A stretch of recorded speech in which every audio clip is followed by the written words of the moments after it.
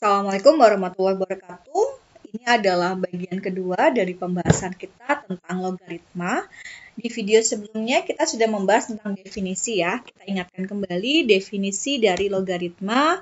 Logaritma ini adalah kebalikan dari eksponen. Jadi kalian harus mengingat-ingat kembali definisi eksponen bagaimana, definisi logaritma bagaimana. Oke, kita lihat bahwa kalau kita punya A pangkat C sama dengan B, ini dalam bentuk logaritma kita tulis menjadi A log B sama dengan C. Gitu ya. Jadi kalau kita punya A log B sama dengan C, maka definisinya A dipangkatkan C sama dengan B. Nah, A ini adalah bilangan pokok. Kemudian C-nya adalah hasil dari logaritma. Dan B itu dikatakan sebagai numerusnya. Baik. Di sini adalah bentuk yang ada bilangan pokoknya. Tapi mungkin kalian pernah lihat di kalkulator langsung aja log 100 atau log 2. Misalkan kalian ketikkan di kalkulator saintifik ada log 2 sama dengan. Nah, isinya berapa nih? Nah, isinya mungkin kalau log 2 itu isinya kok bilangannya ada koma panjang gitu ya. Kemudian log 3 juga sama panjang. Nah, bagaimana dengan ini? Kita lihat apa yang berbeda di antara log-log yang ini dengan log yang kita pelajari kemarin. Yang ini. Di sini tidak ada bilangan pokok. Kalau di sini muncul bilangan pokoknya A. Ketika suatu logaritma bilangan pokoknya tidak tertuliskan, maka bilangan pokoknya itu X-nya itu adalah 10. Jadi ada kesepakatan kalau nggak ditulis, maka dia bilangan pokoknya 10. Artinya apa? Ketika kita tuliskan log 2 berapa, si kalkulator dia membaca bahwa 10 pangkat berapa jadi 2. Jelas ini dengan pemikiran rasional agak susah ya. 10 pangkat berapa kok jadi kecil? Nah, artinya ini tidak bisa langsung kita kerjakan. Kita butuh bantuan.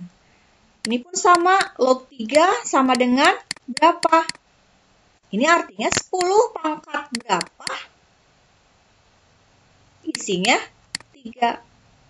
Nah, dua hal ini nggak bisa kita kerjakan langsung, maka kita harus gunakan kalkulator atau mungkin tabel. Nanti kalian mengenal ada yang namanya tabel logaritma. Nah, di sini kita bisa nanti lihat, atau kalau di soal-soal biasanya diketahui log sekian berapa, log sekian berapa, nanti ditanyakan log yang lain. Bagaimana menyelesaikannya? Gunakan sifat-sifat logaritma. Sifat-sifatnya? Oke, sifat-sifatnya nanti kita akan bahas ya di sini. Jadi, kalau kita punya log A itu berarti sama dengan 10 log A. Isinya berapa? Ya, nggak tahu ya. 10 pangkat berapa jadi A. Oke.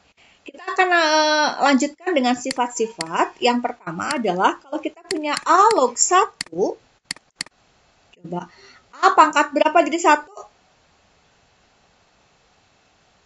Iya, pangkat 0. Kita juga punya sifat yang kedua, A log A. A pangkat berapa jadi A? 1. Oke. Sifat selanjutnya, kalau kita punya, ini berhubungannya dengan eksponen juga. Kalau kita punya A log X tambah Y, kali ya bukan tambah, A log X kali Y.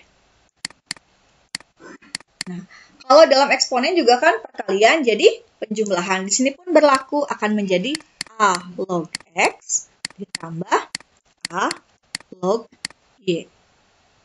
Demikian juga untuk pembagian, sama. Untuk pembagiannya, kalau kita punya A log X per Y, ini akan menjadi A log X dikurangi A log Y.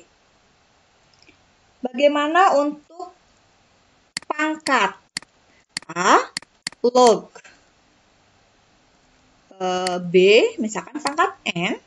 Nah, si pangkatnya ini jadi pindah ke depan, jadi pengali. Jadinya adalah N dikali A log B. Bentukan lainnya, kalau kita punya A log B, itu sama dengan log B per log A dengan bilangan pokok bebas berapa saja, suka-suka kalian. Yang terakhir, ini kalau ibu suka bilangnya ini kayak beruntun gitu ya, jadi bukan kecelakaan, beruntun nih. Kalau kita punya A log B dikali B log C, ini hasilnya adalah A log C.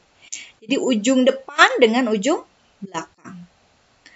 Misalkan dia beruntunnya banyak banget nih. A log B dikali B log C dikali C log D dikali D log F misalkan. Jadi dia langsung menuju F. Ya nggak apa-apa. Yang jelas dia sama-sama bagian ujung depan, ujung belakangnya. Maka hasil akhirnya adalah basis atau bilangan pokoknya yang depan, kemudian numerusnya yang bagian belakang. Dengan catatan bahwa dia sama. Ya. Sampai sini untuk sifat, bisa dipahami ya. Nanti akan lebih jelas kalau kita sudah mencoba menyelesaikan beberapa soal tentang sifat-sifat ini.